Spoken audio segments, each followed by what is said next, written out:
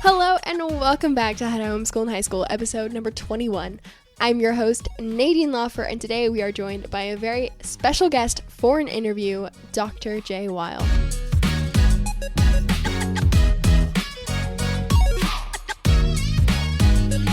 If you're new here, welcome. I am Nadine, and I am a high school homeschooler. I'm going into my senior year. I started this podcast back in November to help encourage and equip parents and their teens to homeschool through high school. If you've been listening through the month of July, you know we are currently in a series called How to Homeschool, where we walk grade by grade through high school, and I invite students and friends of mine who have recently graduated each grade to kind of break it down. This week was supposed to be the last episode of that series, but there's been a change in plans. I am pushing that episode back till the first week in August, so next week, because I got an amazing opportunity to interview Dr. Wile, and I felt like I needed to share it today because everyone's still deciding on curriculum choices, and I think you need to hear from him. If you are a long-time listener, you know I mention Dr. Wile pretty much every episode at some point, and I really am completely biased in saying that his homeschool curriculum for science is the best you will ever find. So I talk about his curriculum all the time because it's really impacted my life and how much I love science and how much I love to learn. So Dr. Wile has had a huge hand in that, in cultivating a love of science in me and my sister and pretty much my entire family. So it was a huge honor to be able to interview him and share it with you all. He has such a cool story and how he got involved in homeschooling. It's so encouraging, especially to parents who are worried about their kids not being prepared enough for college or life after college. It really is a powerful story, and his curriculum is amazing, and I can talk about all I want, but it was important for me to for you actually to hear directly from him talk about his curriculum and why he writes it and how he writes it. So I'm still blown away that I actually got to talk to him on the podcast, and now I'm going to share it with you all.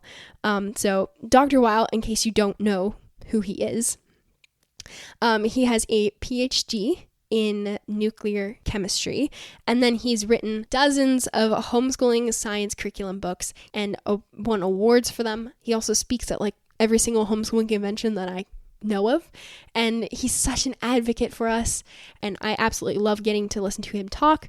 The heart behind this is to share, to hopefully for you to be able to have the same experience in science as I did, and that's why I push the science curriculum so much, is because I do believe it is the best you will find when it comes to homeschooling science. So if you're a parent worried about teaching science to your high schooler, this is definitely the interview for you. If you're a high schooler just looking for what is a professor who's taught at universities for a long time, what does he think about homeschoolers and why did he get involved in homeschooling?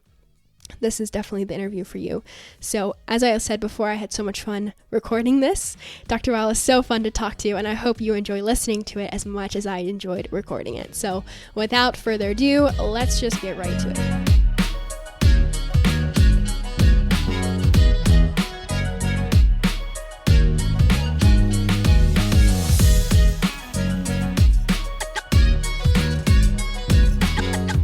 Thank you so much, Dr. Wile, for being here today and talking with us. I know you probably have a very busy summer, so thank you for taking the time to do this. Oh, it's a pleasure. So usually I start every interview by asking how you got involved in the homeschooling community, and I know your story is very interesting with how you got started with homeschooling, so if you wouldn't mind sharing it for everyone who hasn't heard it yet. Oh, sure. So I was a professor at Ball State University in Muncie, Indiana. I was jointly appointed in the chemistry and physics department. And I didn't know about homeschooling. I didn't have kids. I was at the time, so I wasn't even thinking about secondary education, except that secondary education produces the students who come to me at university. Mm-hmm. And I ended up noticing that my very best students were the ones who were educated at home. And the first time this happened to me, I was just shocked because I didn't know anything about this. So this student who's been performing incredibly well in the class and everything. And you tend to recognize who the top students are fairly quickly. And so he comes into my office and he's got a question about an equation. And it's the Gibbs free energy equation, which can be a little challenging for freshman chemists. And so he opens the book and points to this equation. So I think he's going to ask how to use the equation, how to solve problems with it, and so forth. But he points to the equation and he says, "Well, I've used this in the homework. I understand how to use it, but I've been thinking about this equation." And it shocked me that I had this student in my office who was actually thinking about an equation. And so we had this wonderful discussion about what the Gibbs free energy equation really means and everything. And at the end, I said, well, you obviously do really well in this class. You must have had a good high school chemistry program. Where did you go to school? And he kind of looks at the floor and he says, at home. And to me, that meant he was too sick to go to school. Yeah. So I said, oh, so you had a tutor come from your teacher and you kept up with the students in class? He said, no, my mom taught me. And I looked right at him and I said, so she's a nuclear physicist then? And he said, no, she never went to college. And that was my first experience with a homeschool student. And I found that really interesting. So I started sort of looking for other students with those kind of characteristics. And I found out I had a few over the course of several years at Ball State. And generally, they were my best university students. So I got into homeschooling because I wanted to attract more homeschool graduates to Ball State. So I spoke at, at like the Indiana Association for Home Educators and so forth. And pretty quickly, they wanted me to start writing curriculum because they didn't feel like there was any good science curriculum. And this was in the early 90s, and there was something to that. There wasn't a lot of homeschool science curriculum. So that's what got me interested in homeschooling. That's what got me working with homeschoolers. And I didn't actually start homeschooling until my wife and I adopted a teen who had been going to public school her whole life. And once we adopted her, we started homeschooling her. And so that was after I had been working with homeschoolers for a while. Wow, I love that story so much. I know my mom, we were at the Cincinnati convention 2 years ago, and she heard that story, and it just encouraged her so much because I was starting 10th grade and we were doing chemistry, and she was like, she's really nervous when it comes to science. So just hearing that really helped her out. So I love that story so much. So the Berean Builders curriculum that you have, did you start Berean Builders or no, I didn't. I actually, I started Apologia. And that was my company and started when I originally wrote my chemistry book, which was the first book I wrote, it wasn't for a book form. I was writing it chapter by chapter and sending it to a bunch of homeschool students in Indiana. And I never thought it would be anything more than that.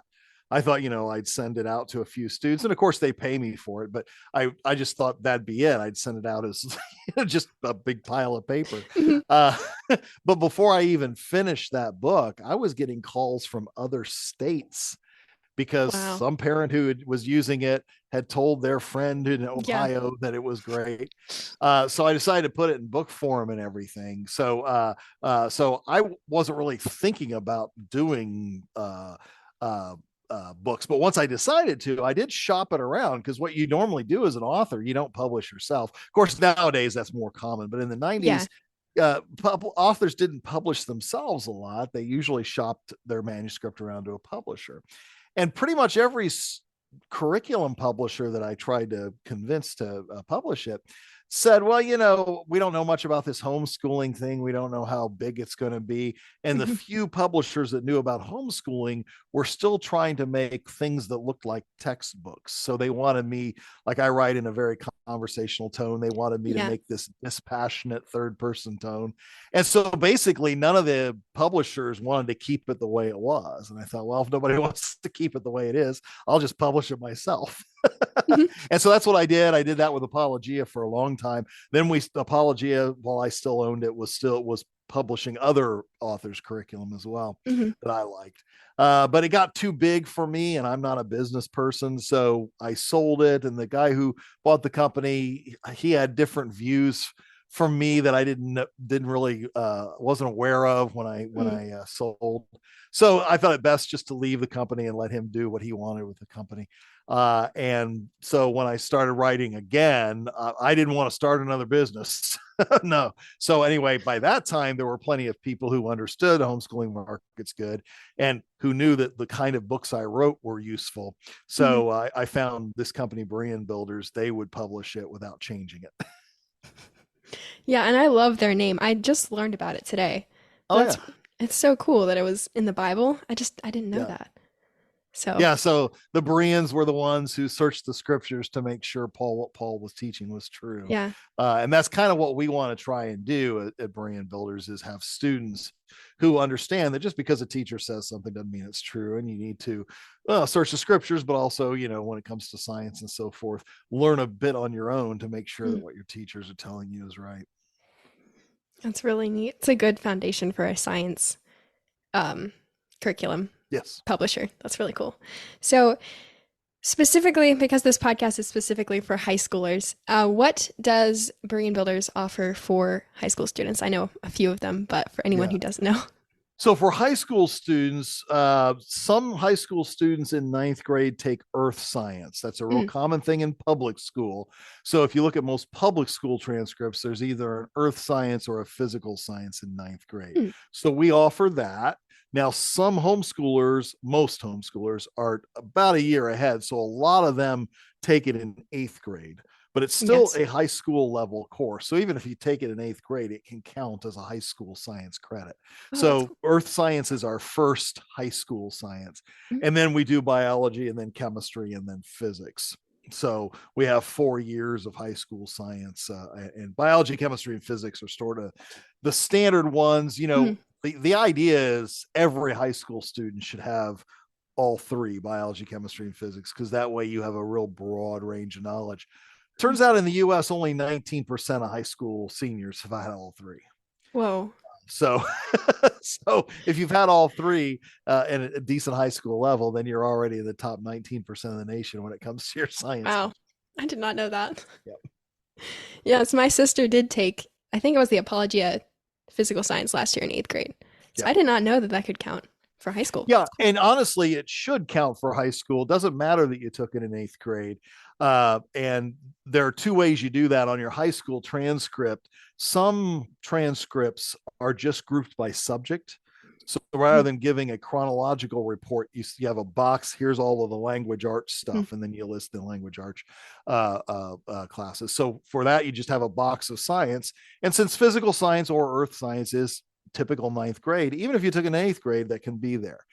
If you Mm. do have a chronological transcript, which is common, then what you do is before you start your ninth grade list, you have a little box that says high school courses taken in junior high as a part of Okay. an accelerated program, and Mhm. you'd list it there. So it doesn't matter when you took it, it is high school level. So I would include that. That's really cool.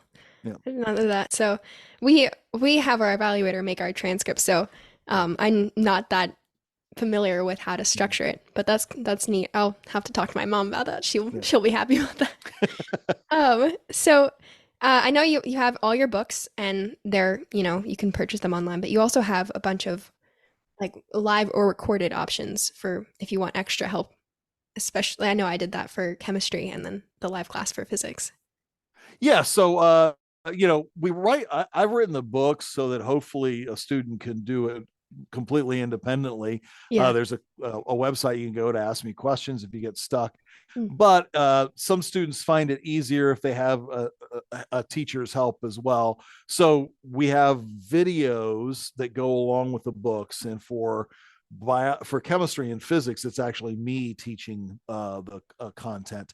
For the other ones, earth science and biology, it's a different teacher, Lori McKeeman, who's a veteran teacher for years and years. She does those. So it's basically a teacher teaching the course to you. And then, of course, if you want to pay even more money, you can take live classes where the students with another 24 students, and the I'm teaching it, or Mrs. McKeeman is teaching it live, and the students can ask questions and so forth. Mm. And so that live class is not easier. That's not the reason you take it, Mhm. because it's on a pretty strict schedule, and we it's hard for us to make exceptions. So only in the Mhm. cases of extreme illness or something like that will we make exceptions. So in the end, you have to keep up with us, and for a lot of students, that's tough. If you're worried about whether or not you can keep a schedule, then maybe the recorded classes are better. But in or the videos. But Mhm. in the end, as you know, we do have some fun in those in We do those have a live lot of fun. classes. I was never bored. I was never bored. Um, but yeah, I did notice a difference from taking chemistry with the recorded Mhm. classes, which did work around a lot of flexibility. And also, I could read a chapter, and I would, if I didn't think I needed the videos, I didn't have to watch Didn't them. have to. Or if I did, I would watch them for sure. But Yeah. then with the live classes, it was a lot. Yeah, I found it nicer because, in some ways, because I did finish, like I had to finish a chapter in 2 weeks. Mhm. So a lot of times in homeschooling, I can expand it, which is fine because you have to be flexible. But it was nice finishing the whole book. I found that satisfying, but Yeah. it was also a challenge at times to keep up Yes, with. that is it is a strict schedule. But and you can, I'm sure you notice the difference even between just watching the video and being in class. I feed Yeah. off the energy of the students. Mhm. So I am much more animated and much more enthusiastic in a live class than I am on video. Yeah, and that's super fun too because the kid, it's always so interesting what they come up with and everything. But yeah, I had a lot of fun. I personally loved the live classes better than the recorded, but the recorded were very nice as well. So, because every time I had a question or anything in the reading, you always addressed it, and it was so clear in the video. So I never had an issue with that at all. So that was really nice for me because I couldn't ask my mom; she didn't know. But my dad would help me every once in a while. But it was nice to have you personally to kind of walk through the chapter. So with the labs, my mom, whenever we started homeschooling again, we were actually at a funeral, which was kind of sad that this happened at a funeral, but someone asked her, she was talking about homeschooling, asked my mom how she was going to teach me physics in high school. I think I was in 8th grade at the time. And it was like my grandfather's funeral, and they're asking us. So a lot of people are concerned about teaching science to, especially upper level, like sciences to homeschool students and them like actually learning and not having a lab. I got that question, like how do you teach science without a lab? So, with writing the curriculum, how did you get around that? Sure. Well, let me just first say this is so typical. I mean, people who don't know anything about homeschooling Mhm. choose to ask these questions at Mhm. oftentimes at incredibly inappropriate Yeah, times, yeah, as if the parent had never thought of yeah. this, right? My mom was So like, anyway, "How am I going to teach her physics?" And I'm like, "Mom, don't worry, we have 3 years." it's right. Yeah, you have plenty of time. A Hmm. lot of times, things we figure out on the fly. But Hmm. yeah, and that was one of the reasons back in the early '90s, these homeschoolers were asking me to write curriculum because, most high school textbooks aren't really that clear, so they're hard to learn from. But Hmm. even if you could learn from the textbook, you still couldn't do the labs because the labs required chemicals and expensive equipment and so Hmm. forth. So one thing that was a bit of a challenge at first but became very second nature after a while was I had to figure out, okay, how can I take this standard chemistry or physics experiment and adapt it to being used in the home. Hmm. And it's really not that hard as long as you get used to the idea of thinking, what's in my home that can substitute for Hmm. what I get in the lab? And sometimes it's a little more difficult because, for example, in chemistry, you're going to use ammonia as one of your stronger bases. But that ammonia isn't as strong as you'd like it to be. So you have to adjust the experiment so that it can use a slightly weak, because the ammonia you use is diluted compared to Hmm. what you can get in a lab. And it's the same thing with physics. In physics, you would use uh, like carts that had been designed for a physics lab, Hmm. but at home you're using either toy cars or balls or something like that, Hmm. and you Yeah. just have to figure out how to adjust the experiments so that they show the same effect, but with something you got to have around the house. And honestly, if I look at the history of science, this whole idea that we need to learn science by lab is a fairly modern view. I was in New Zealand working with home educators in New Zealand, and Ernst Rutherford went to school in Christchurch, New Zealand. He went to college in Christchurch, New Zealand.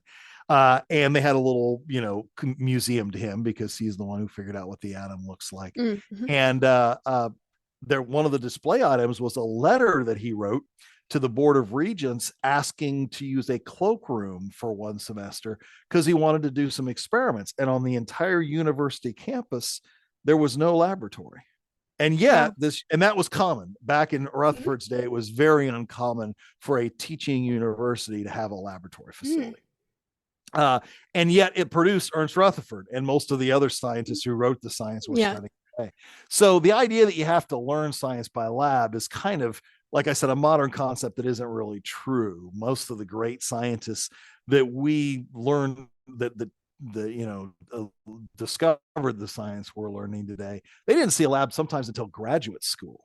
But nevertheless, it's expected these days. So you have to figure out a way to do it. But for me as a science educator, I think the importance of lab is overstressed in most situations. So I don't get all that worried if I can't do every standard lab in physics because it's at home. Yeah, that was very, I didn't know that about modern labs, but it kind of makes sense because science didn't become like, I guess it was considered what did they call it? Well, it was actually a branch of math for a long time, Okay, but they yeah. called it natural philosophy. Yeah. Yeah, Hmm. natural philosophy. And there are stories like, for example, when Niels Bohr, when Niels Bohr started his lab and he came up with the Bohr model of the atom. Hmm. When he started his lab, he actually would not even let someone who had a college degree into his lab or a university degree into his lab unless that person could be recommended by someone Bohr already trusted.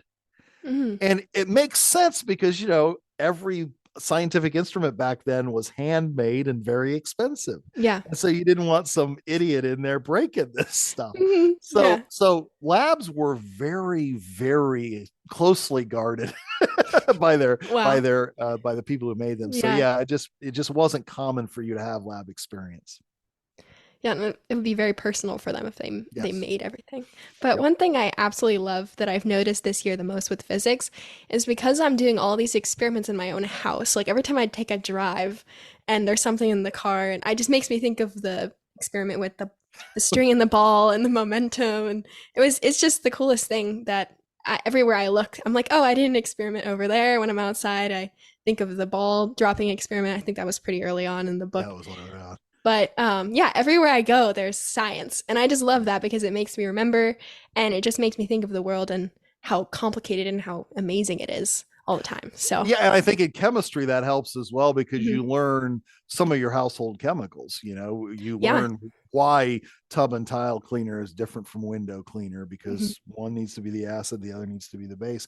And you don't learn that unless you're actually using those Yeah, chemicals in yeah. experiments.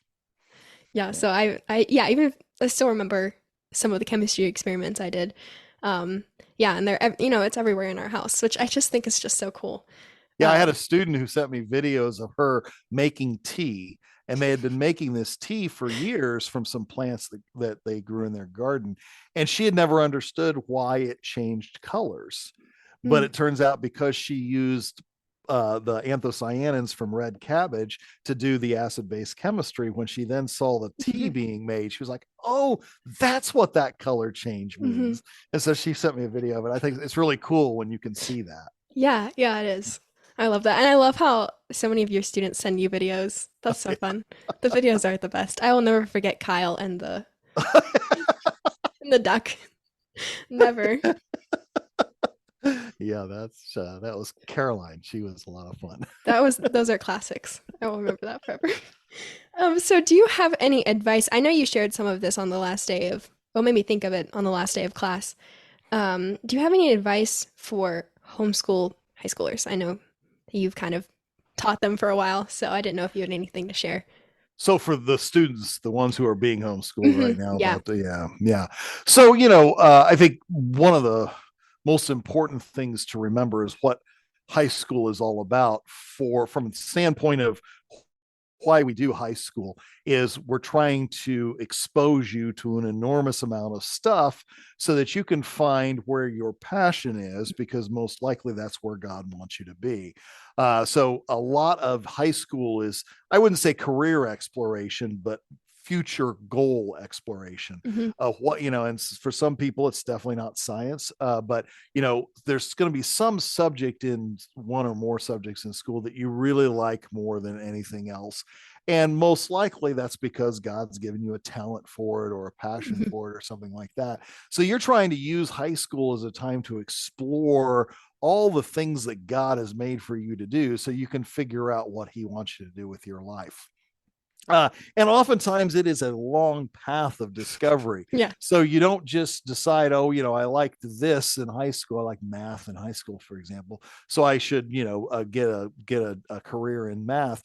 Yeah, if you like math in high school and you decide university is for you, then maybe math is what you major in, and or at least you start in when you Mm-hmm. go to university. But you've got to realize that God's guiding you this whole way, and Mm-hmm. oftentimes he wants you to make certain turns that weren't in your original plan. And that was certainly the case for me. I mean, I started towards the end of high school, I wanted to be an actor. And I actually Mm-hmm. spent a year as a professional actor because I really thought that's what God wanted me to do. But after about a year, I realized that wasn't what God wanted me to do. But I had learned a bunch of chemistry and doing special effects and acting. So I decided to go into chemistry in college. And then I thought I was going to be a world-class research scientist and so forth. But Mm-hmm. then I learned about these homeschool students. I started writing. So Mm-hmm. in the end, my point is you've got to be flexible and be ready to follow the Lord's leading. Because as long as you're continually trying to follow him, you're going to find what path he wants you to have. And it may Mm-hmm. not be anything like you imagined when you begin with. But, I can look back now as an old man and I can say, I can see why God wanted me to spend some time in the theater. I am a Mm-hmm. better teacher and I'm a better communicator in front of large crowds, Mm-hmm. specifically because I was in the theater for so Mm-hmm. long. I don't get nervous when I talk anymore or anything like that because the theater wiped that out of me. And so I can say, okay, that was an important part of my development, but it was only a stop along the way. And if you're really searching for God's guidance, you can find out where he wants you to go next. So that's the big thing. And of Mm-hmm. course, the only way you're going to continue to be able to do that is to continue to be in the scriptures and be working on your walk with the Lord so you can hear him properly when he's guiding you. But the other thing I would say is from a practical standpoint, a lot of parents think university or college is the next step. And I honestly don't think it is necessarily.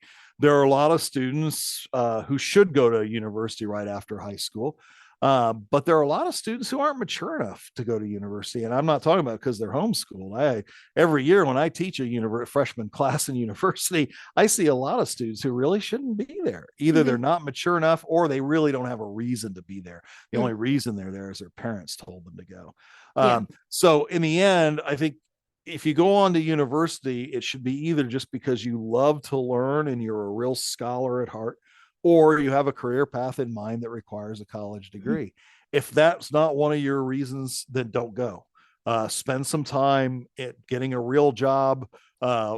Spend some time in an apprenticeship program, or maybe a technical degree, like getting certified to run computers or work on jet engines or something like that. And if that's not your ultimate career, at least that gives you time to mature and follow the Lord more until you learn what your ultimate career should be. But don't go to college thinking you're going to find your ultimate career there. College is such an artificial environment, and because of all the distractions, it's really hard to listen to God Mm-hmm. on a university campus, even a Christian university campus. So really, you only go to university or college if you really have one of those two ideas, that you love to learn or you have a career path in mind that needs it. Mm-hmm. Yeah, and I know a lot of people ask you, like, soon as you hit ninth grade, so what do you want to do, or what do you plan on doing after high school? And you're like, wait, slow down. I don't need to know all the answers right now, especially I feel like in junior year, that's when it really, really starts. Yeah. And then you just have to kind of explain, no, I'm still like exploring different things. So that's very encouraging for a lot of high schoolers. I know that. Yeah, and I guess the other thing I'd say for those who are going on to once you've graduated, no matter where Hmm. you go, don't be don't be impatient to get to your final destination so quickly. Because honestly, I'll never forget one of my big regrets in life is when I was at the University of Rochester. I had a chance to spend a whole semester scuba diving in the Cayman Islands. Wow. And you would be doing reef surveys and things like that. Mhm. So it was science, but it was science that was absolutely not applicable to my degree at all. But I could do it. I was offered to be one of these students. And I looked at that and I said, well, none of that's going to apply to my degree. So basically, I'll be a semester behind. When Mhm. I won't be able to graduate in 4 years, it'll take me 4.5. And for some idiotic reason, I thought that half year was important. And so I didn't do that. And nowadays, Well, it took my daughter, my teenage daughter, to drag me onto a scuba diving Discover Scuba tour mhm, that I found out how much I love scuba diving. mhm, I was like, if I had done that, I'd only quote unquote wasted a half a year. It wouldn't have put any of my career on hold for any a reasonable amount of time. And I would have discovered my love for scuba diving many, many, many years earlier. mhm, So don't be so obsessed about getting done mhm, and getting whatever certification you need for whatever job you need that you miss out on some really wonderful experiences. mhm. Yeah, I know. I get a lot of questions now, especially with this podcast, like, is this what you want to do in the future? And technically, I had never really planned on doing Yeah. podcasts, like communications or digital arts, or I don't know what you would consider. Like I had planned on doing something in the STEM field. So it's just, and I keep getting this, like, oh, I should be doing something more sciencey with my time instead of doing this. But I do feel like I was called to talk about homeschooling and share the more truth about it. So I keep reminding myself that Yes. it's part of the process to getting to where the Lord wants me to go. So, you know. Exactly. And these days we're so encouraged to focus in on our specialty that Mhm, we miss out. I mean, maybe you're not going to do anything in digital communications in the long mhm, run, but what you're doing now is going to benefit you or and other people yeah. in different ways.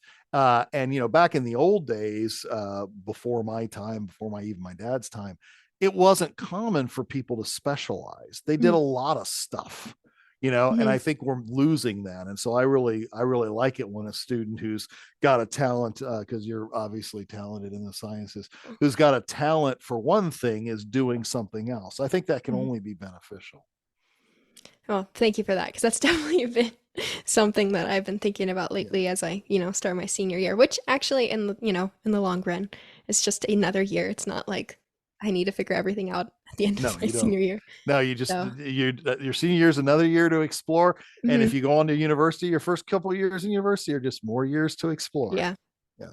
yeah, exactly. So, I did want to ask if you have any advice for teaching science at home, um, for parents like my mom who was really worried about it. Yeah, and especially for high school Yeah. level. Hmm. First of all, get it out of your head that you're teaching science at home because Hmm. you're not. As a homeschooling parent, you are facilitating your Hmm. child's learning. I mean, I could have taught my daughter science once we started homeschooling her. I purposely didn't, but there were other things I couldn't have possibly taught her. I didn't know anything about history except the barest bare bones, and most Hmm. of that was U.S. history. But nevertheless, she had to have a good history background. So our job as homeschooling schoolers, especially at the high school level, isn't to teach. It's to give the children the resources they need Hmm. to educate themselves. Hmm. And sometimes that just means getting the right curriculum and the student just takes off and does most of it on his or her own. Hmm. Some of it is getting the right curriculum so that you can both learn together, and that happens a lot too, where the parent, and I Hmm. do get Yeah. emails from parents saying, I That's hated it. physics in school, but I like it now. Hmm. Yeah. So that's another thing. Or if you've got young kids and don't have the time and so forth, you can also facilitate your child's learning by using a good curriculum and hooking them up with another homeschooler who is in the Mhm. same subject, who Yeah. they aren't going to goof off together, but they're actually going to work together. Yeah. But you Yeah. can That's find a important. responsible peer that Mhm. and one of the students who worked for Apologia for a while, he ended up going to university, getting a pre-med degree, getting an MD, Wow. and on the side he got a master's in bioethics. Wow. And basically all the science he learned with two of his friends, because Oh, his wow. mom didn't know this stuff, but his Mhm. mom got him the right curriculum, and the two friends got the same curriculum, and they just spent afternoons working together Yeah. to figure it out. So, it doesn't have to be, and it shouldn't actually be you teaching. It should be you figuring out a way to get your child to learn it on his or her own. Mm. That's really good advice. My mom has loved learning alongside, especially my younger sister, because I've actually done most of it on my own just because I was the first one. Yeah. So, but yeah, she absolutely loves doing that. And that's really true because, especially in my high school experience, it's like this year, I'm pretty much doing all my school by myself. And as soon as we hit high school, it was like a decline in my mom actually going through the book with me. It's almost Right. like she would purchase the curriculum and tell me, this is what I need done every month or something. And then I would do it. So, yeah, it really is kind of a student led but parent helped kind of thing.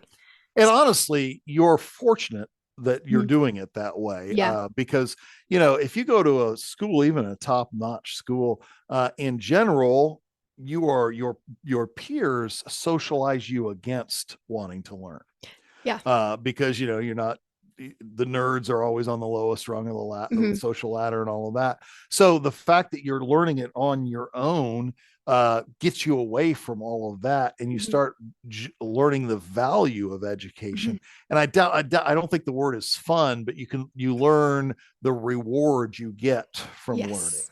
Yes. And I think that's something that's lost on a lot of these students who simply get through class because they're told they Mhm. have to go through class, and don't really get any reward for learning. Mhm. Yeah. Yeah, I definitely see that even in my sister learning math, which she doesn't necessarily like, but Yeah. it's teaching her so much endurance and so much patience with herself. And that is even not even the math that she learns, but just those like life skills that she's learning through the classes. She sees the value of and I see the value of. So that's also something that we get from doing it on our own. Yeah, thank you so much for doing this today and for talking Oh, with us. Oh, my pleasure. Honestly, when I started recognizing these university students who were head and shoulders above the rest, as I now have had several years of experience with homeschoolers, and actually watching some, who I knew as homeschooled students who are now adults and Mhm. everything, what I notice is homeschooling has a lot of benefits beyond just the academics. And I think in general, to produce the best overall adult, for most students, homeschooling produces the best overall Mhm. adult. And so I think, that's something every parent should really heavily consider when deciding what to do, because there's just so many things about homeschooling that make you appreciate learning, that make you a better person, that make you focus on the right things. Mhm. And that's something only homeschooling gives you these days. Yeah, and it's so important to talk about that because there's so many myths and Yeah. stereotypes that cloud that wonderful gift of homeschooling that homeschooling can be. And so people will get afraid of like socialization issues or like just not being able to leave the house all the time. But there are so many good benefits that are just not talked about as much. So, yeah. And it's important, I think, also as homeschoolers to be confident in ourselves because a lot of people will automatically think stuff about you when you say you're homeschooled. So, yeah. Um, Thank you again for doing this. And I'm sure a lot of people were encouraged. I know I was encouraged. So, Well, it's always great to talk to you, Nadine. thank you so much. All right.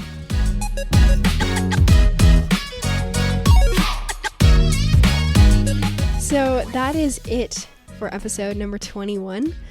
I had a blast recording this episode. I'm still shocked that I actually got the honor of talking to Dr. Wile on the podcast.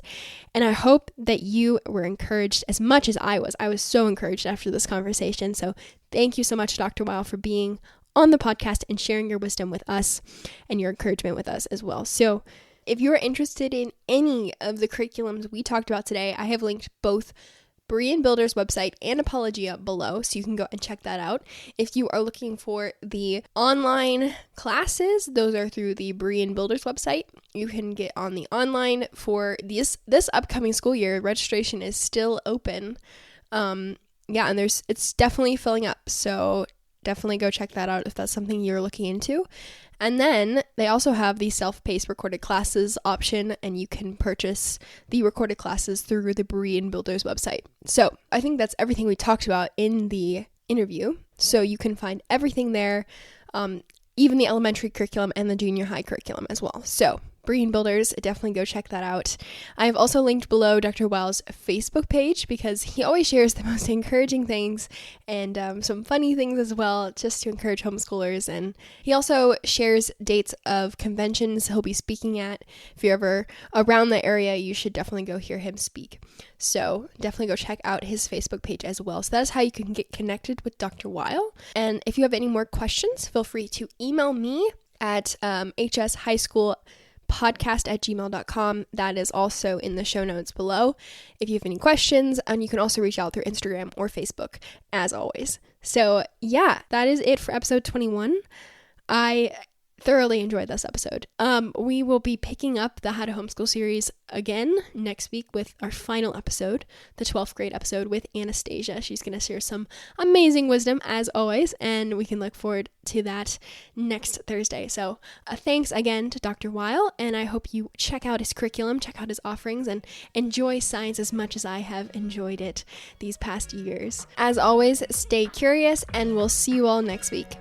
Bye!